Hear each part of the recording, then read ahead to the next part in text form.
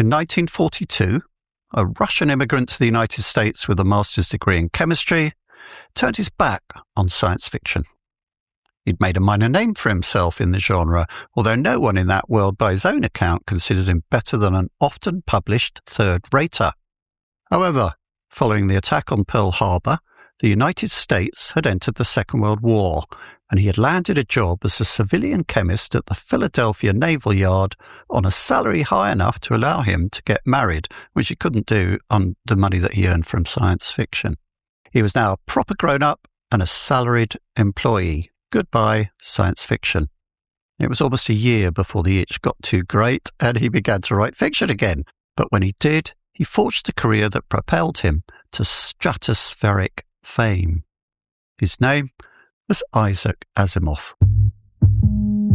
Welcome to the Tech Imaginarium. Join us as we explore how science fiction made the modern world.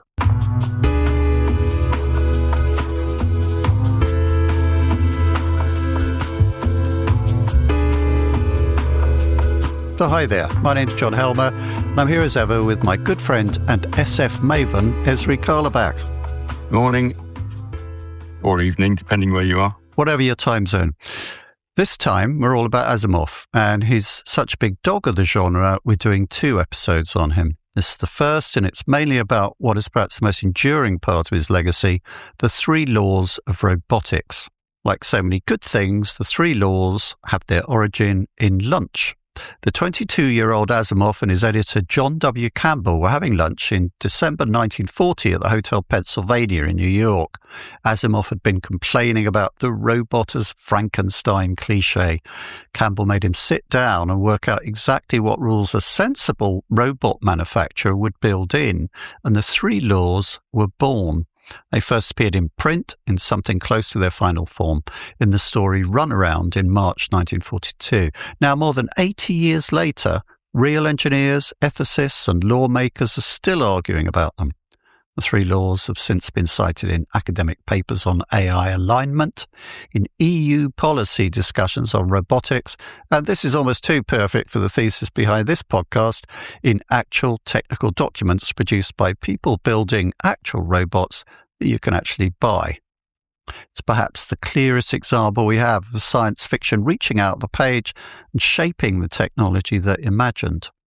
So that story Runaround was republished as part of a collection of Asimov's robot stories called I, Robot, which we're going to cover in a bit of detail in this episode.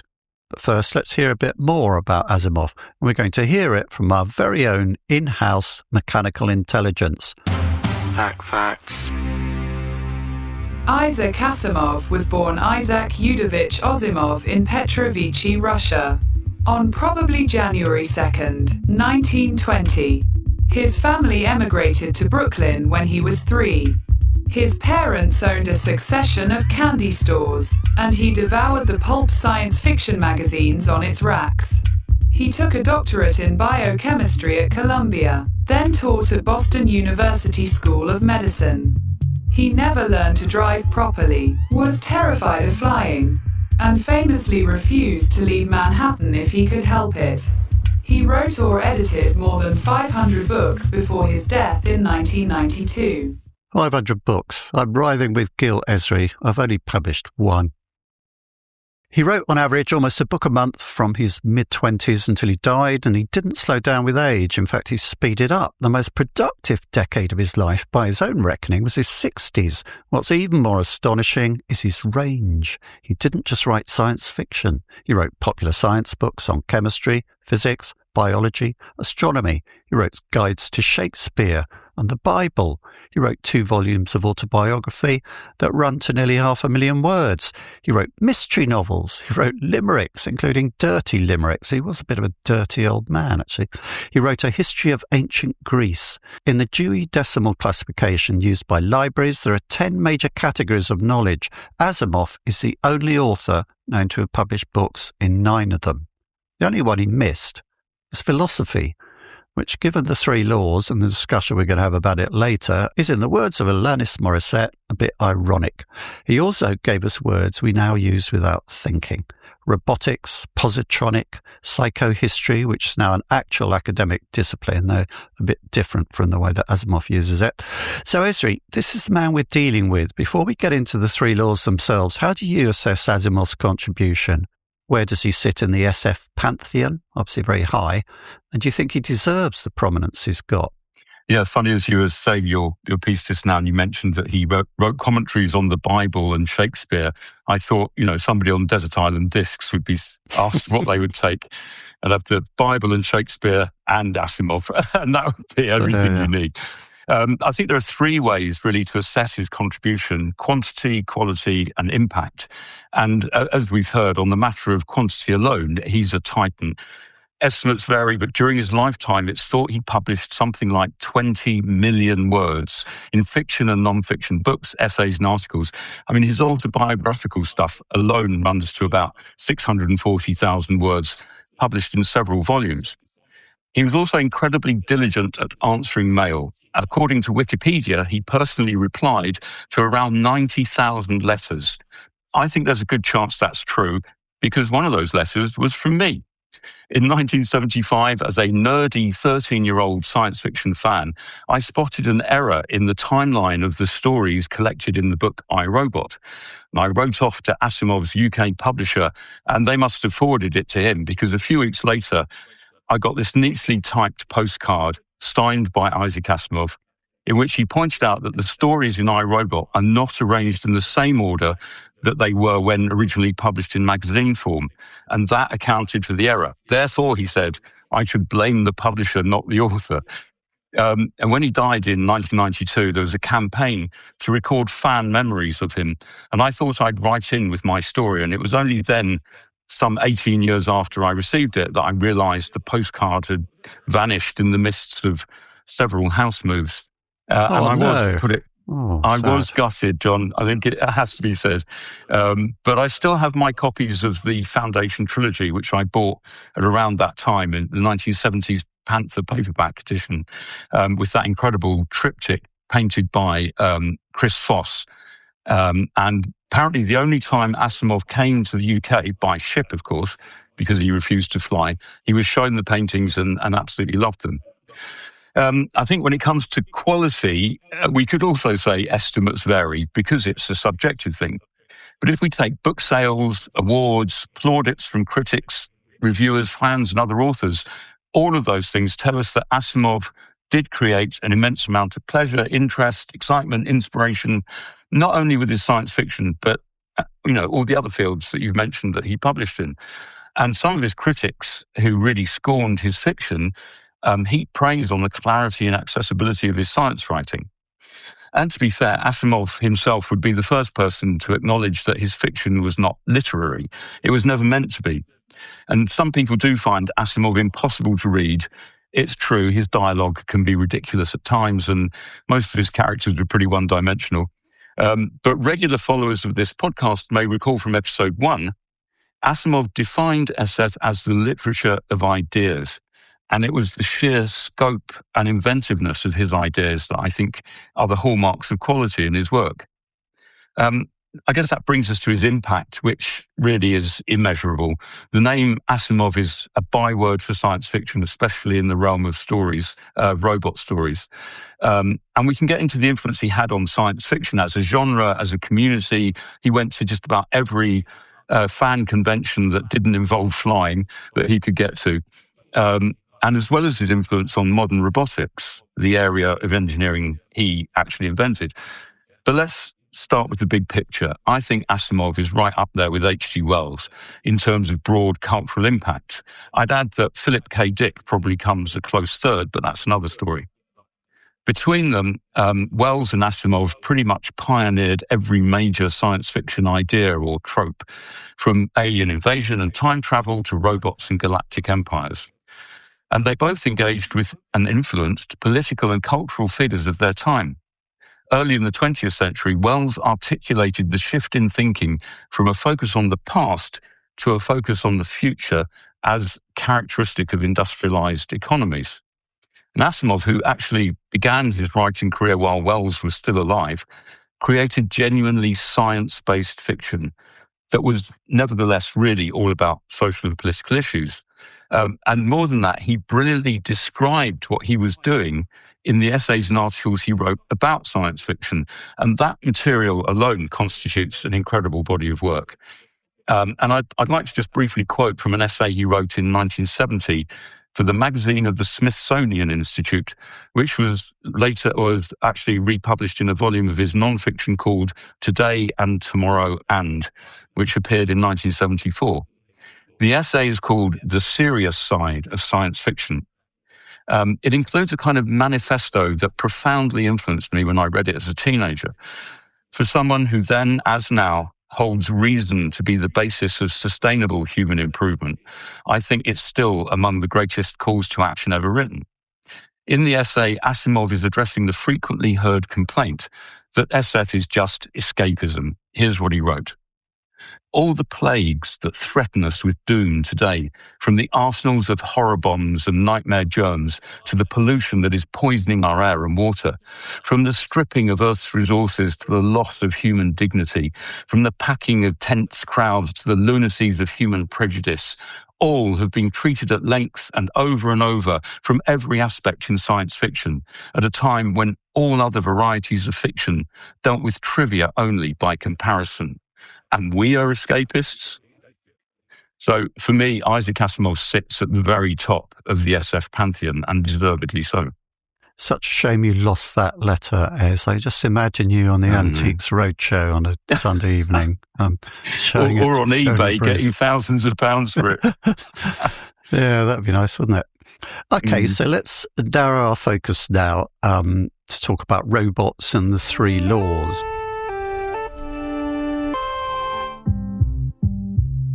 So a bit of background on robots. I think most people will know that the word robot comes from a 1920 play by the Czech writer Karel Čapek, or is it Čapek? How do you pronounce that? Čapek, okay. Yeah. A chappie called I won't try to say that. And the play was called R.U.R, Rossum's Universal Robots. The word robot derives from the Czech robota, or robota, meaning forced labour or drudgery. So baked into the word right from the beginning is the idea of the robot as slave. And I think we're going to keep coming back to that. Čapek's robots do exactly what every reader of Frankenstein would predict they would do. They revolt, they kill their masters, and that's the persistent fear of slave owners. But they go further than that. By the end of the play, almost the entire human race is dead. So robots have always had this potential in fiction to follow the Frankenstein cliché, or not, in the case of Asimov. And the idea of artificial people, mechanical men, automata, go back a great deal further than that even. I mean, historically, I think you go back to Leonardo da Vinci, apparently invented and perhaps even built a mechanical man, a robot knight. There's the famous chess-playing mechanical Turk of the 18th century who beat Benjamin Franklin and Napoleon at chess. Turned out to be a fake, of course. 30 years before that, a French engineer, Jacques de Vaucanson, reading from your notes here, unveiled the Canard digérateur in Paris, a gold-plated mechanical duck with over 1,000 moving parts, which flapped its wings, quacked, drank water, ate grain, and then, after a discreet pause, took a dump. Turned out to be a fake as well. And there are various kind of precursors. And in literature and in the arts. In the 19th century, you have E.T.A. Hoffmann's Clockwork Doll, Olympia in the Sandman, which Freud analysed as a study in the uncanny. You have Auguste Villiers de l'Isle-Adam's 1886 novel L'Eve Future, Tomorrow's Eve, in which a fictionalized Thomas Edison builds a perfect mechanical woman for a lovesick young aristocrat. And of course, this makes us think of the recent film. I can never remember whether it's called She or Her, with Her, yeah, Joaquin Phoenix, yeah. Joaquin Phoenix, yeah, falling in love with. I thought it was insufferable, that film. I couldn't get through it, but lots of people love it. But that's another one of the myths of robots. Build your own girlfriend. every incel's dream. And we see that happening as well with people falling in love with AIs and so on. There's Fritz Lang's Maschinenmensch in Metropolis, the false Maria, who of course features in the artwork for this very podcast, which I hope you've seen. Fears and desires attaching to these artificial servants are among the oldest stories we have, going back to the Golem of Prague, Pandora in Greek myth, and the myth of Pygmalion in Ovid. So Asimov inherited a very crowded literary tradition, of which, by his own account, he was heartily sick. Especially the Frankenstein cliché. Asimov wanted to write about robots as engineered products, designed and built by sensible people like himself, with safety features that mostly worked. Not monsters, but machines, and with a manufacturer's logo slapped on them. There's a real interest in the commerce of robots and kind of commerce in general in Asimov, which reflects the time of his life in America, I think. His first effort in this line was published in Super Science Stories in September 1940. He called the piece Robbie. The magazine's editor had a different idea, renamed it as Strange Playfellow. With its original name reinstated, it formed the opening story in Asimov's 1950 collection, I, Robot, which we're going to talk about now. So, Ezri, with that long prehistory of artificial people in mind, how do you see I, Robot? What's special about Asimov's robots compared to everything that came before? And what was special in particular about this book? I just want to add very quickly one story to the catalogue of predecessors by Jerome K. Jerome, the author of Three Men in a Boat. He wrote a short story called The Dancer, in which a toy maker makes a perfect female dancing companion for the officer class. And of course, it all goes horribly wrong. It's a brilliant story. And as you say, Asimov was really fed up with all that kind of stuff. But as I mentioned earlier, I noted problems with iRobot at an early age. I think Asimov, he achieved what he set out to do, which was to oppose the Frankenstein complex by offering a reason-based narrative in which robots are tools. They're machines made to help human beings. And he saw that as a counterbalance to the endless superstition-based narratives in which man's hubris in attempting to imitate God's ability to create life in his own image inevitably leads to his downfall. Just on the question, in case readers or listeners write in, on the gender-specific language I used there. Firstly, it does reflect the form used by Asimov because of the times in which he wrote.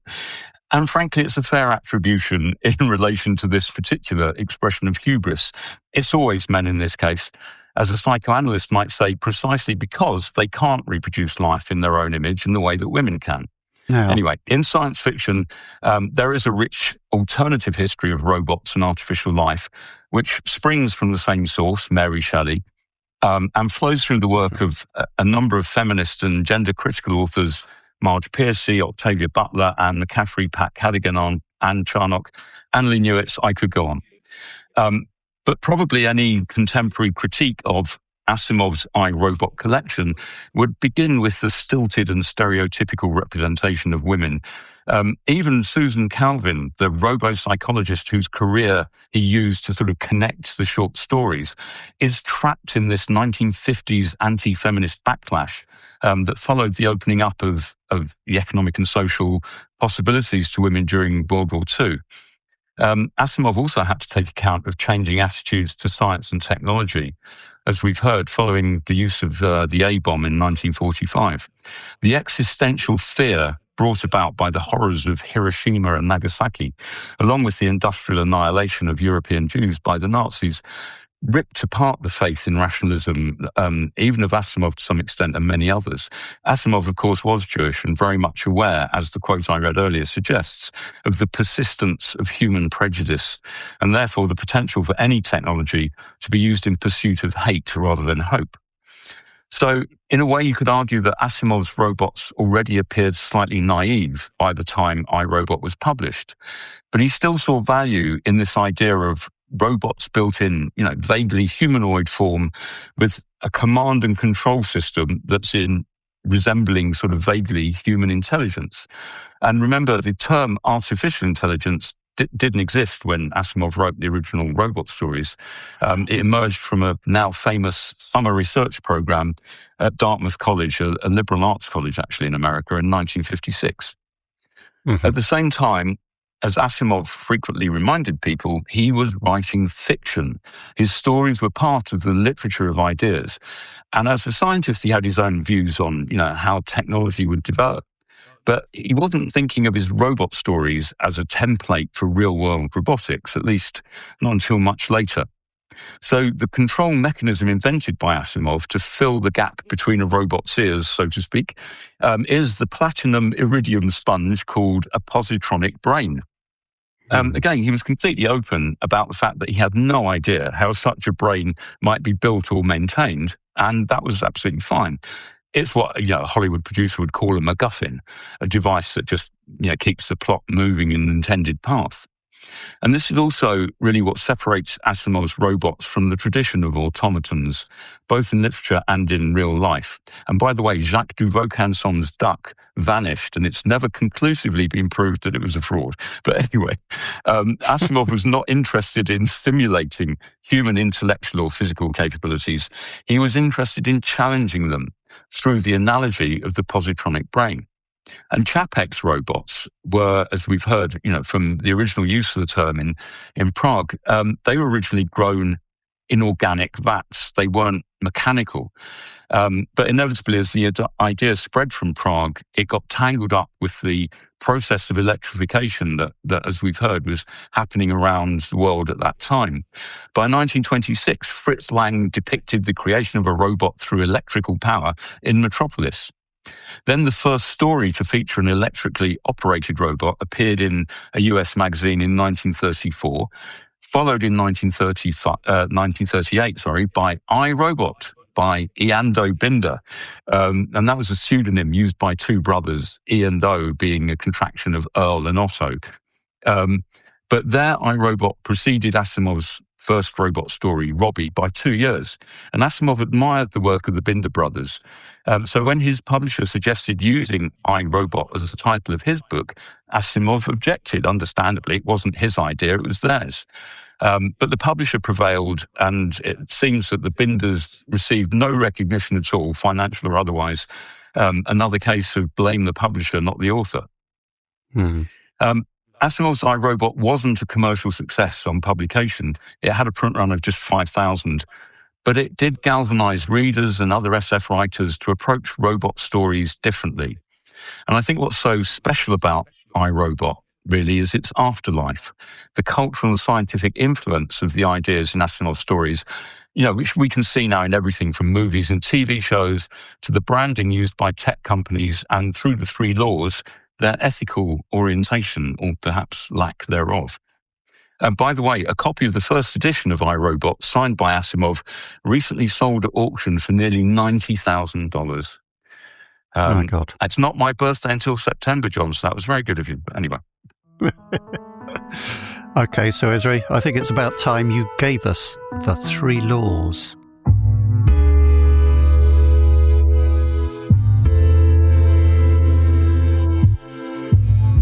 The Three Laws of Robotics, what they actually say. 1, a robot may not injure a human being or, through inaction, allow a human being to come to harm. 2, a robot must obey the orders given it by human beings, except where such orders would conflict with the first law. 3, a robot must protect its own existence as long as such protection does not conflict with the first or second law. And we should add, for the sake of completeness, after a considerable debate amongst fans and peers, Asimov agreed to add a fourth law, and he wrote it into the 1985 novel Robots and Empire. And because it should precede the other three, he called it the zeroth law, as in it's law zero. It goes like this: a robot may not harm humanity or, through inaction, allow humanity to come to harm. Of course, the intention here is to prevent robots deciding that the best way to stop humans coming to harm is by eliminating them altogether. Yeah, I think that extra law actually seems to cause just as many problems as the previous ones and probably more, but talk about that later. The stories in I, Robot are linked by the figure of Susan Calvin, chief robo-psychologist at US Robots and Mechanical Men, Inc., but they are also linked by the central role played in each by these three laws. In fact, the book can be read as a series of thought experiments in which Asimov stress tests the laws almost to the point of destruction, setting up edge cases and probing for the points at which they fail. I mean, it's an interesting idea, that, isn't it? He doesn't just kind of give these laws and then sort of shows how they might work out. He actually kind of tries to pull them apart, and he does pull them apart bit by bit and show how they don't work. And that's one of the things that I think is really interesting about Asimov as a writer for me. There's lots of other things about him that irritate me to the point of exasperation as a writer, but it is, as you say, it's his ideas. Yeah, I think he also manages to kind of evoke contemporary emotions and feelings, which I think are unprecedented in previous times. And I'll explain what I mean about that by giving a kind of rundown of the 9 stories. So here we go. These are the stories in the collection of stories. It was called a fix-up, wasn't it? Where you wrote a load of stories for magazines. You got paid for those. Then you pulled them all together in a novel, and then you got paid for that. Brilliant idea, really. In a way, it's similar to kind of Dickens, who serialized his novels and so on. Okay, number 1, Robbie, a robot nursemaid, loved by the child it cares for, protects the child even at the cost of its own existence and the cost of the child's affection. Number 2, Runaround, which we mentioned, and it's set on Mercury. And a robot sent to collect selenium from a pool, and it finds the second law, obey orders, and the third law, self-preservation, come into perfect equilibrium, come into balance, and the robot is paralyzed by that because it can't move forward. So to break the deadlock, a human has to put himself in danger, and the robot, of course, goes to his aid, and problem is solved. These are all kind of problem-solving experiments, and that is a really kind of characteristic, almost repetitive trope in all Asimov's writings. That there is a problem to be solved. By the end of the story, it's solved, and it really kind of suits him to the span of a short story. Actually, here's a really left field comparison, but I will justify it. I was reminded of Primo Levi's book, The Periodic Table, which of course is all about the Holocaust and lots of other stuff. But both of them were chemists. He was a chemist. Asimov was a chemist. And there are about 2 or 3 of the stories in The Periodic Table, which also has loads of horrendous stuff about the camps. 2 or 3 of these are problem-solving. One is about paint and chemistry, and Levy was an industrial chemist as well, so practical application. And there's a big problem-solving thing in those stories as well. So I was surprised by that comparison, but in a way it kind of just illustrates for me how rich this is. I preferred I, Robot to a lot of other Asimov writings, actually. Number 3, Reason.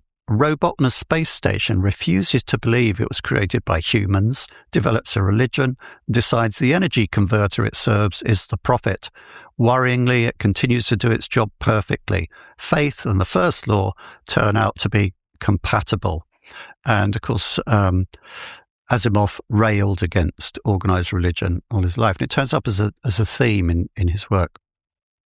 Number 4, Catch That Rabbit. A multi-bodied robot foreman starts marching its subunits in formation wherever it is unsupervised.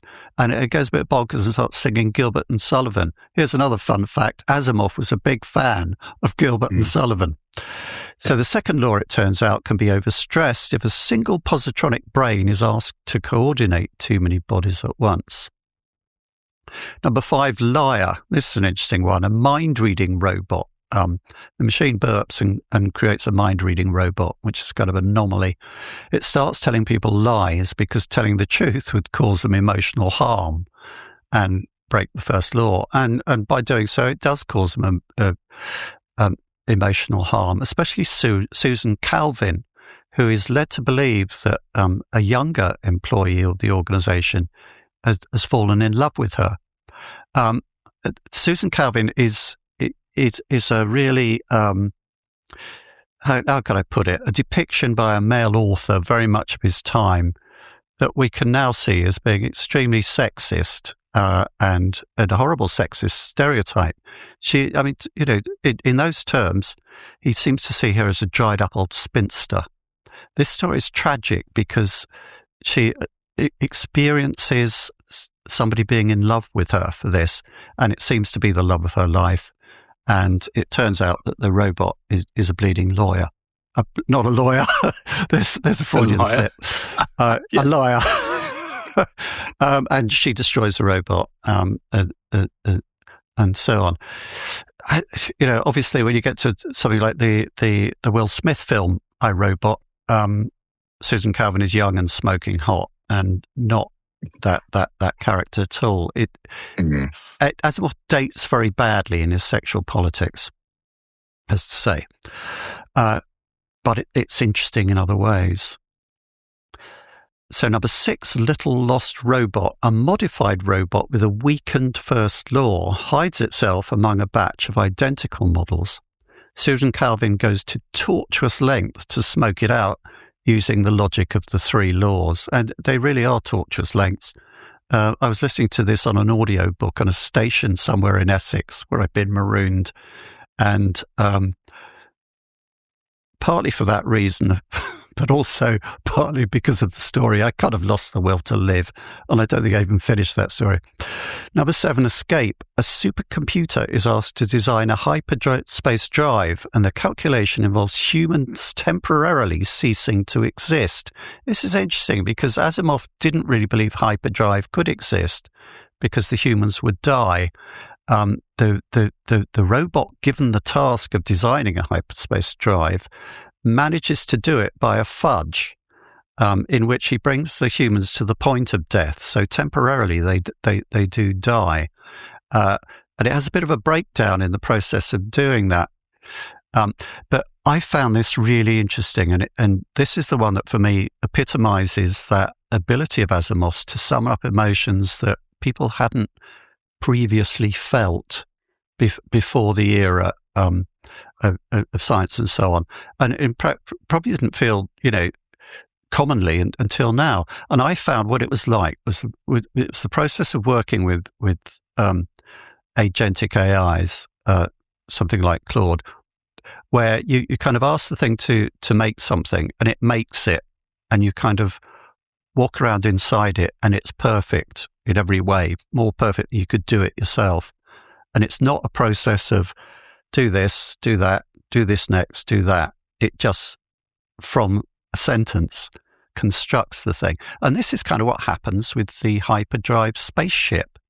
And these 2 very exasperated, middle-aged male scientists, which is a typical kind of Asimov character, they're very skeptical, but when they walk around inside the spaceship, they find that it's completely right in all its detail and further ahead than they could possibly ever do themselves.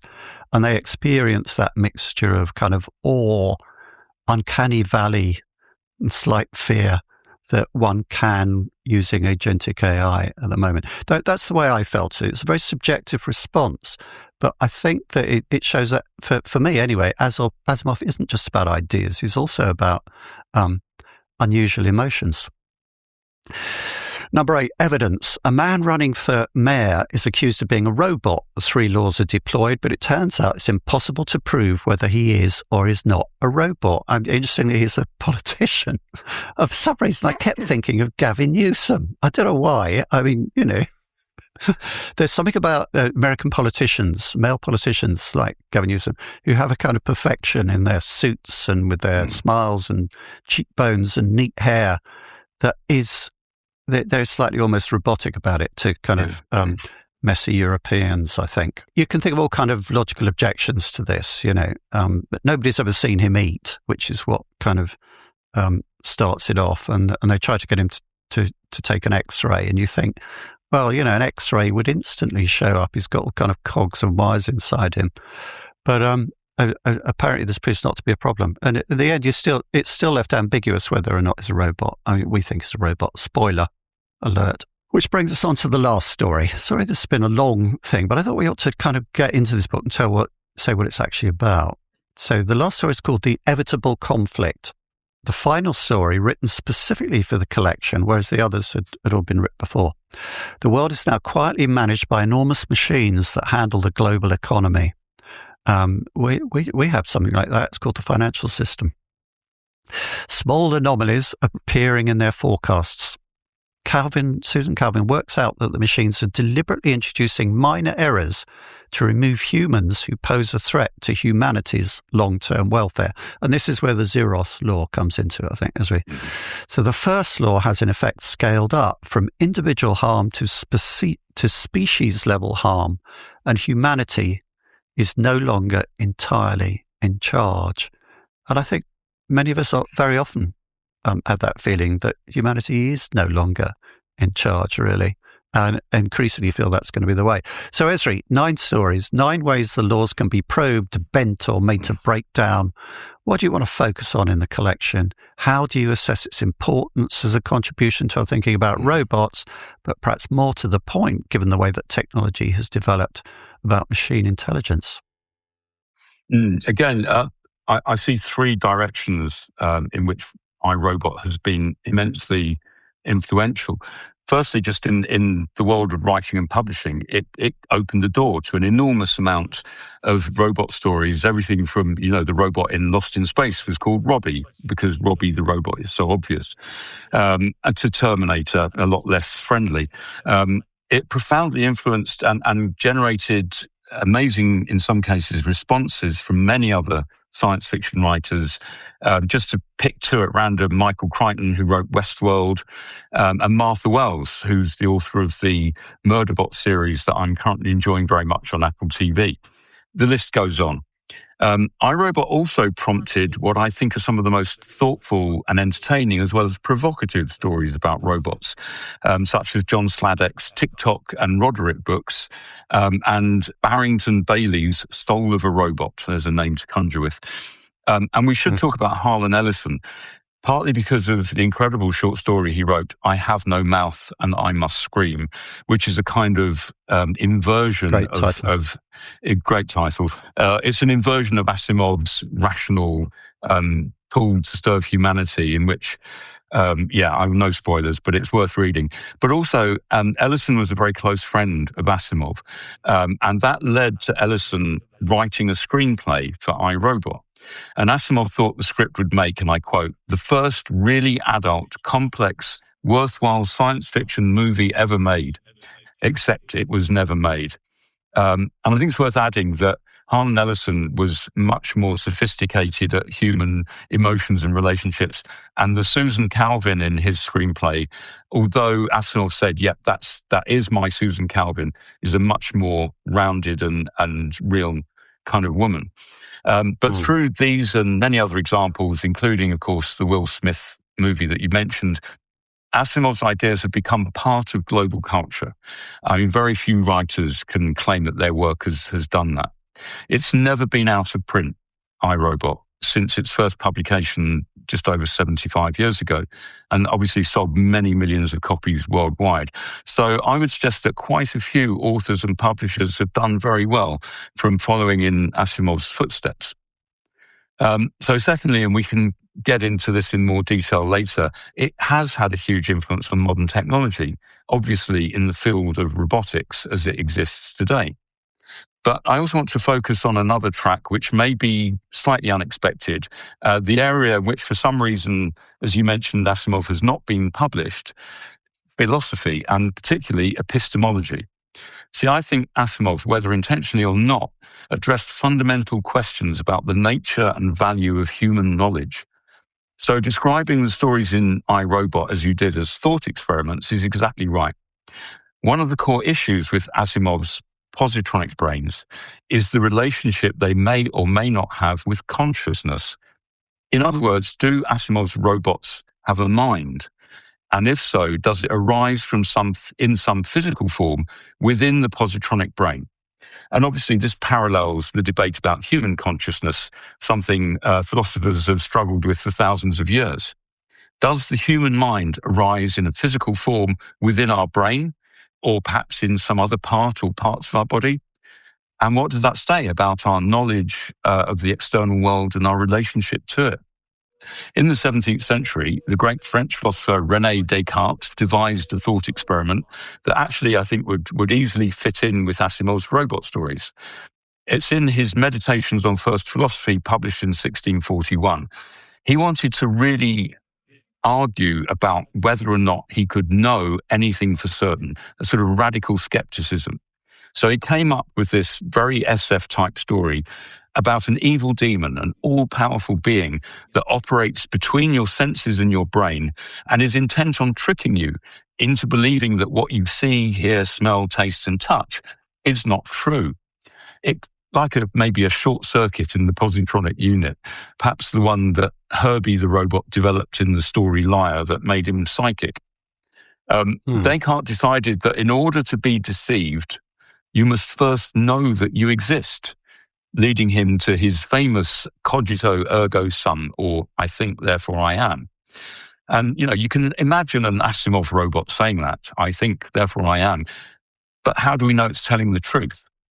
And this has become an issue, as you've been suggesting, in relation to AI in recent times. There have been people trying to claim that agentic AI is conscious in some way, or sentient, or whatever the term is they're trying to use. But we have to distinguish here between computer-based AI, artificial intelligence, and the humanoid embodied intelligence that Asimov was talking about. His robots had bodies. The brain of the robot was in the body and connected to the body. It was a very different thing from a piece of software that just runs on a computer.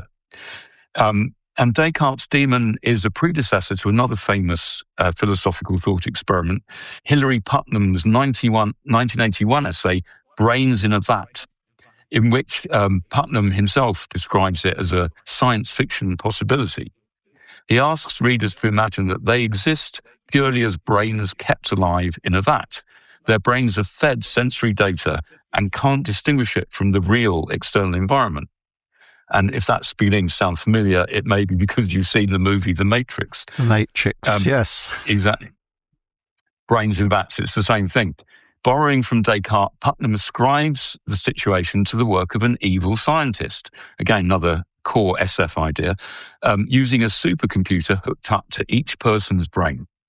The computer is so clever, Putnam writes, that if the person tries to raise his hand, the feedback from the computer will cause him to see and feel the hand being raised. Moreover, by varying the program, the evil scientist can cause the victim to experience or hallucinate any situation or environment the evil scientist wishes. In other words, virtual reality. What that says about Mark Zuckerberg et al., I will leave to you to decide. We don't really have time to go any deeper into this, but I think it's fair to say that Asimov's stories contribute to our thinking about the problems we experience in dealing with advanced technologies. Like you said, it is all about Asimov's ideas, and he did try to make his ideas break down because he was a scientist, and that's what you do. Come up with the hypothesis, and then you try any way to prove the hypothesis wrong. And unfortunately, when it comes to AI at the moment, people have seemed to have been willing to drop any kind of skepticism or reasonable doubt and just accept everything at face value, which is a bit worrying. Unless they're doomers. Oh, that's the word that kind of the techno optimists use about people who try to take the Asimov kind of view of this, is that they're doomers. Just to sidelight on something you said there, because we came across this on Great Minds on Learning, really. The problem, can AI be conscious? And academics have a very quick response to that, which is that, well, how would we know? Because nobody seems to have worked out a satisfactory working definition of consciousness as regards humans. No one knows what human consciousness really is. So how can we check whether an AI would be conscious anyway. But of all those strands you brought up there, and thanks for that, Ez, it's a really interesting discussion of how he relates to philosophy. But particularly, I want to zero in on the three laws and ethical philosophy or moral philosophy, because that is where he really seems to be having a lot of influence. It's potentially a bit of a rabbit hole, this. We don't want to plunge in there headlong. We're not trying to catch that rabbit, so to speak. But I think it's worth marking because the three laws aren't really laws of physics or engineering. They're laws of ethics stated in code form. They're a set of priorities. First, don't harm people. Second, do what you're told. Third, look after yourself, in that order. There's something slightly parental about that. If you think of a kind of 1950s American parent. That structure, though, a strict ranking of duties with no exceptions and no room for context, has a name in moral philosophy. It's called deontology, or deontology, from the Greek for duty. The most famous deontologist is Immanuel Kant, of course, as every schoolboy know, who argued that some actions were simply forbidden regardless of consequences. And then there's an opposite tradition in consequentialism, of which the most famous version is utilitarianism, the idea associated with Jeremy Bentham and John Stuart Mill that the right action is the one that produces the greatest happiness for the greatest number. So any action is judged not by the rule it follows, but by the outcome it produces. And these two imperatives kind of ding-dong around against each other down through the decades. This is your wheelhouse, though, Ezri. I'm conscious I'm sitting here with somebody who has taught the infamous trolley problem to college students. So tell us about the trolley problem and where the three laws sit in the history of ethical philosophy. And was Asimov on the money here or off his trolley? Yeah, as you say, there's actually plenty of moral philosophy to be found in science fiction, from Asimov's deontology to famously Spock's Vulcan utilitarianism in Star Trek. The needs of the many outweigh the needs of the few, as he put it. There's even now a whole academic area known as sci-fi, and that's SCIPHI. See what they did there? With its own journal. And as you say, I did have the privilege and the pleasure of teaching the trolley problem as part of a communication ethics module on BA and MA courses at the University of Greenwich. I often used clips from Star Trek to illustrate ethical dilemmas. But of course, in Star Trek, there's always a neat resolution that sees our heroes flying on to the next adventure. The problem with the trolley problem is that finding a solution is not the point. It's designed to make us think about the difficulties of ethical questions where very often there is no single satisfactory outcome. The scenario was originally posited by the British philosopher Philippa Foot in a very influential paper on abortion and unintended harms published in 1967.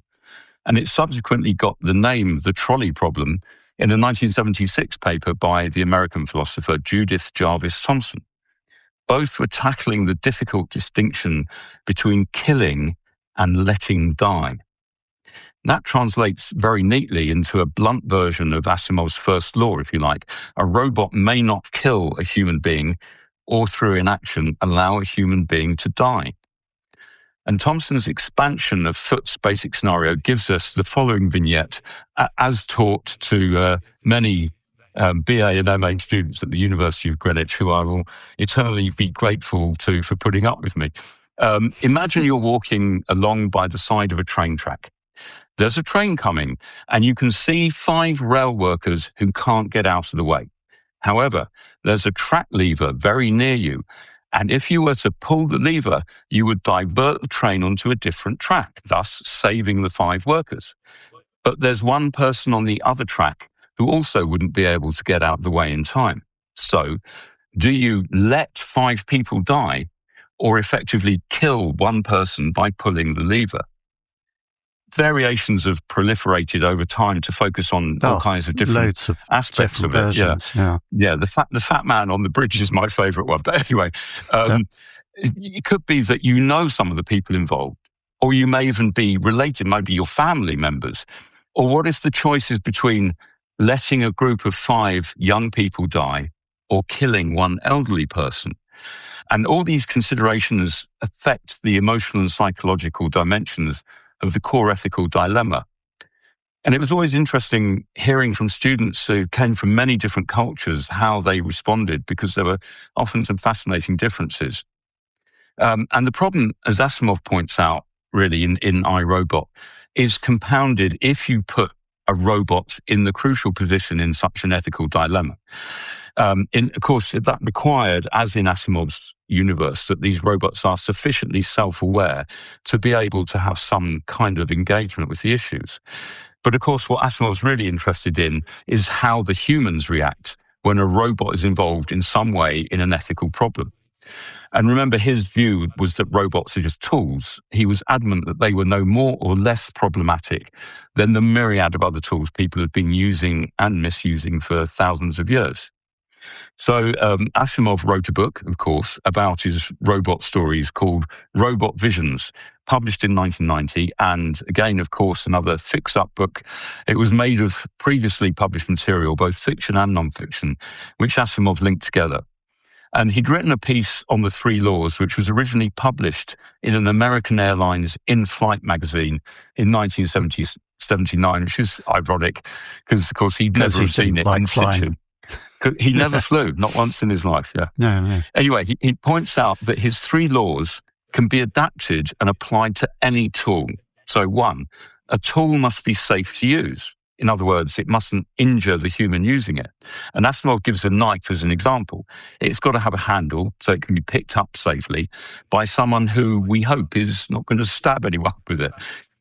2, a tool must perform its function provided it does so safely. In other words, it doesn't contradict Law 1. You don't want blood in your coleslaw, really, although I'm sure we've all experienced that at some point. And 3, a tool must remain intact during use. You don't want the handle to come off the blade, unless its destruction is required for safety or unless its destruction is part of its function. It took me a while to figure that out, but actually, if you think about it, a doctor uses a syringe with a needle once and then disposes of the needle safely, so the destruction of the tool is part of its safe use. Mm-hmm. But he went even further in another article, going back to the foundational tool of human civilization, which is language and speech. So what happens if we frame speech as a tool in the manner of Asimov's Three Laws? We get this. 1, speech should not injure another human being or allow another human being to come to harm. 2, speech should follow the reasonable expectations of social groups, except where that would conflict with the first law. 3, speech should be protected, except where that would conflict with the first or second law. And obviously, we're nowhere near being able to apply these laws to speech, let alone any tool subsequently invented, from the wheel to the drone. And also, obviously, before any philosophers watching write in to complain, obviously, these three laws are as vague and problematic as Asimov's original laws. But it does all come under the heading of the thought experiment. And we know that in the real world, so to speak, robotics engineers and robotics companies definitely use Asimov's three laws, if only as a touchstone, to remind them that they have some ethical responsibilities. But here's one interesting example I recently found. A US-based company called Standard Bots published a blog entry last year entitled "Why Companies Still Love the Three Laws of Robotics." They point out that there is no AI system remotely capable at present of dealing with abstract concepts like harm. Today's robots, the article says, don't understand anything. They follow code, and if that code is flawed, well, so is their behavior. And interestingly, they relate the use of the three laws directly to the trolley problem, describing an autonomous forklift robot programmed not to hurt people. What would happen, they ask, when someone jumps into its path while it's obeying a time-critical order? Boom, instant logic meltdown. I love the way they did that. Boom.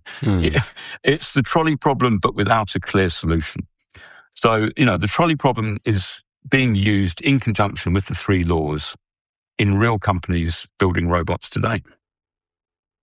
Yeah, it's interesting you mentioned speech there as one of those examples of applying laws to that. And we have a thing called a Speech Act now, speech which injures other humans is very much in the news. In the UK, we've seen the police going through terrible kind of contortions, trying to apply something like those laws to public demonstrations and so on, and really getting themselves in knots. I think if we kind of take the politest sort of construction of that.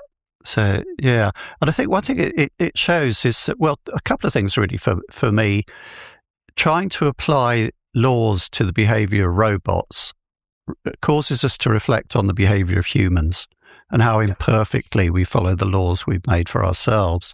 So if we think of these robots as putative actors in the human space who therefore need to act according to rules, well, look at humans. Do they act according to rules? No.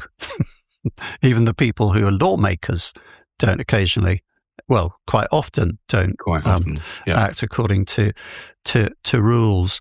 And another thing it shows that the whole thing is endlessly confusing, and you do end up off your trolley and kind of angels dancing on the head of the pin, so to speak, trying to work all these things out. So, but that brings us to a place where philosophy very often is, isn't it? And there's even a Greek term that I forget for that comes up with Plato and Socrates, where you arrive at a place where you just can't think any further because everything is so confusing and contradictory. Maybe somebody could write in and remind us what the Greek word for that is. But it's where philosophers Sorry? I thought it was called the pub, but anyway. The pub, yes. Yes. Yes, and the Monty Python drinking song, René Descartes was a drunken fart. I drink, therefore I am. Yes.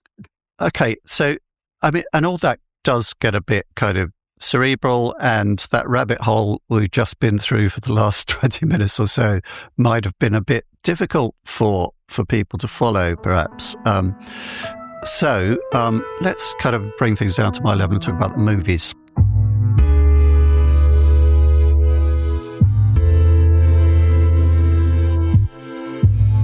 We should talk about 2 or 3 films that borrow from Asimov's robot stories and reference the 3 laws.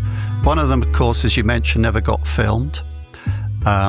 One of them is only loosely related to iRobot, and one is slightly more faithful adaptation of a later Asimov story about robots. So, Ezri, I know purists hate the Will Smith film iRobot, but I quite enjoyed it. Can you tell us about this and about Bicentennial Man, which I enjoyed less because I thought it was so stiflingly sentimental and it really was just Robin Williams reprising his Mork from Mork act. Yeah, yes, I think we're going to violently agree on this, John. The Will Smith movie, as you said, is only vaguely related to Asimov's works. It was a screenplay by Jeff Vintar and Akiva Goldsman that was completely separate, but they used elements of Asimov stories, including the 3 laws. And there's an end credit that says suggested by the book iRobot by Isaac Asimov. I don't have a problem with that. I guess the Asimov estate must have cleared it. And yeah, I really enjoyed it. I think it even has a pretty good stab at the trolley problem, when a robot must choose between saving Will Smith's character or a 6-year-old girl from drowning. But no spoilers here. If you haven't seen it, it's still worth looking out for.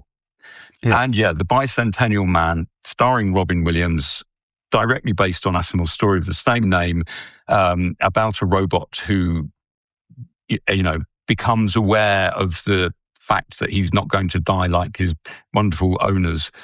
Yeah, it was really schmaltzy, really sentimental. I didn't like it, but having read the story and Asimov's own comments on the story, that was the idea. So it's faithful to the story in that respect. And that leaves the one that got away. This is really the most important, in my opinion, even though I've never seen it and never will. It's the screenplay for iRobot, written by Harlan Ellison, which I mentioned earlier. I've got a copy of the book version, which came out actually in 2004, coincidentally the same year as the Will Smith movie. It's a book featuring fabulous illustrations by Mark Zug, And Asimov had seen the screenplay and written a very generous introduction, although obviously that was some time before the book was published.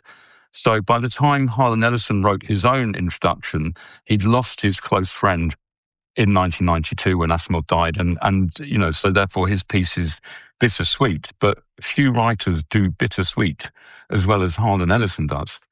In it, he tells the whole sorry saga, and it is, if you haven't read it, it's worth buying the book of the screenplay just to read the introduction of why this movie didn't get made, despite a lot of interest from big-name directors, despite the support of Asimov himself, despite Harlan Ellison's credentials as a TV and movie screenwriter.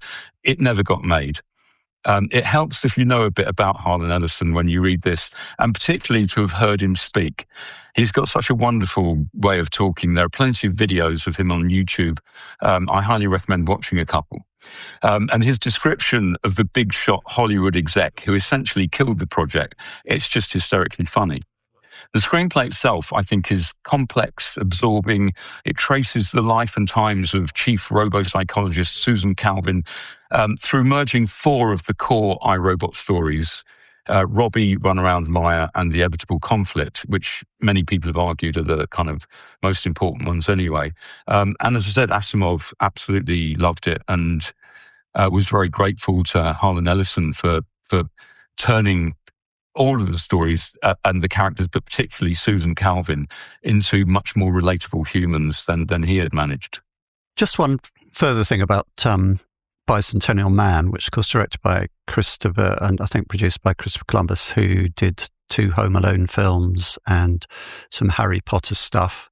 It seems to struggle a bit with something that Asimov does a lot, and this leads on to our next episode on him in a way. It's that his robot, the robots are immortal, potentially. They might rust and whatever. So he likes to skip generations and to go on, 10 years later, 30 years later. And this gives them a lot of problems with some very confusing casting and so on. And he has a relationship with the granddaughter of Little Miss. And it doesn't quite come off, I don't think. And this is always a problem for screenwriters, and we're going to encounter this with Foundation as well. So kind of hold that thought. But before we move on, any last thoughts, Ezri, about Asimov's robots and the 3 laws? Well, at the risk of opening up further rabbit holes, I think it's the thing that I keep coming back to is just the sheer breadth of his influence. Here's 3 very brief examples from political philosophy, legal studies, and sociology.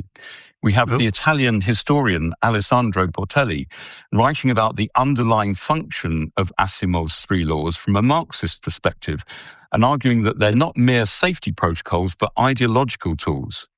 And that the purpose of opposing the Frankenstein complex stems from a desire to assert the neutrality of science and technology, which ultimately serves the interests of capitalism. So then we get Frank Pasquale, a professor of law at Cornell University. He published a book a few years ago called The New Laws of Robotics, in which he offers 4 laws that build on Asimov's original 3. And these are specifically addressing legal and ethical complexities arising from the use of AI in contemporary work settings. I have to say, it's probably, when was it published? 2020, I think. It's already quite out of date in that respect. But again, looking at the ethical arguments can be instructive. And lastly, science fiction author and academic Brian Stableford, who wrote a PhD thesis, believe it or not, on the sociology of science fiction. And he argued that the rigid and altruistic ethics of the 3 laws make Asimov's robots nicer people than real human beings. And I think that's quite insightful, actually. Remember when Asimov was writing his first robot stories, dreaming up the 3 laws, World War II was raging, the terror of the Holocaust was unfolding. People didn't know the details yet, but they knew about the Nazi persecution of Jews and other non-Aryan groups. And the fear of what people could do to other people must have been palpable. It's easy to picture Asimov in 1940, sitting there in Brooklyn, deeply worried about what the future would hold. And the great Rabbi Lowe, who created the golem to protect the Jews of the Prague ghetto, was a story that Asimov knew. I don't know, maybe one day he felt that his robots might be called on to perform a similar service. If Asimov had only written about robots and the ethical problems that mechanical intelligences raise, his place as a giant in science fiction history would be secure. But he didn't. In the next episode of this season, we're going to talk about the other great Asimov project, the Foundation series. Stories and novels he wrote that bear on even larger themes. The destiny of humankind as it escapes the bounds of Earth and looks for a future among the stars. The possibility that science will get so smart we can actually use it to predict the future with mathematical precision. And the chances for our very survival as a species if we don't use that knowledge wisely. Foundation, which won a one-off Hugo in 1966 for the best all-time series, beating The Lord of the Rings, is one of the most influential science fiction works of the 20th century. It's been credited as the inspiration behind everything from Krugman-style macroeconomics, whatever that is, to perhaps rather fancifully Bin Laden's choice of organisational name in Al-Qaeda. Turns out it's a bit of an urban myth. We'll get into all of it, so make sure to tune in next time. You've been listening to Tech Imaginarium, how science fiction made the modern world. If you'd enjoyed the show, make sure to subscribe on your platform of choice, and it really helps our people find us if you leave a positive review there. Tell your friends, tell your enemies too. Tech Imaginarium is a learning hack podcast produced and hosted by John Helmer, written by John Helmer and Ezri Carlebach. Music is by Nick Dwyer and Flintet.